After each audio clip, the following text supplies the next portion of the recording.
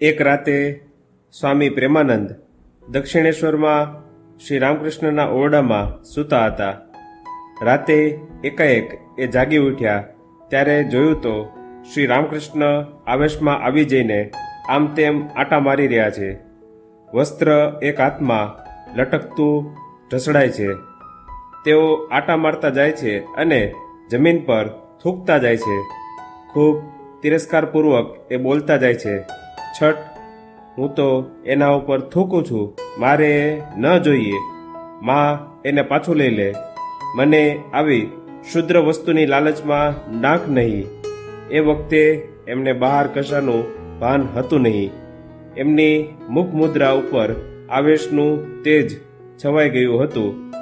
યુવાન શિષ્ય તો વિમાસણમાં પડ્યો. થોડી વારે શ્રી રામકૃષ્ણ ભાનમાં આવ્યા ત્યારે એમણે ખુલાસો કર્યો, મધરાતે હું એકાએક ઊંઘમાંથી જાગી ઉઠ્યો. મેં જોયું કે જગદંબા હાથમાં એક છાબ લઈને મારી પાસે આવી રહી છે. એણે એ છાબ મારી આગળ ધરી અને કહ્યું, આમાં જે કંઈ છે તે લઈ લે, એ બધું તારું છે. એક દૃષ્ટિપાત કરીને મેં જોઈ લીધું કે એમાં જગદંબા મારા માટે મિષ્ટાન, સુવર્ણ અલંકારો તથા દુનિયાના માનપાન લાવી છે. એ બધા પદાર્થો મને એવા ભયંકર લાગ્યા કે ઘૃણાપૂર્વક મેં મારી નજર ફેરવી લીધી અને એ બધી વસ્તુઓ પાછી લઈ જવાની મેં જગદંબાને પ્રાર્થના કરી. એવું સાંભળીને એ હસતી હસતી ચાલી ગઈ.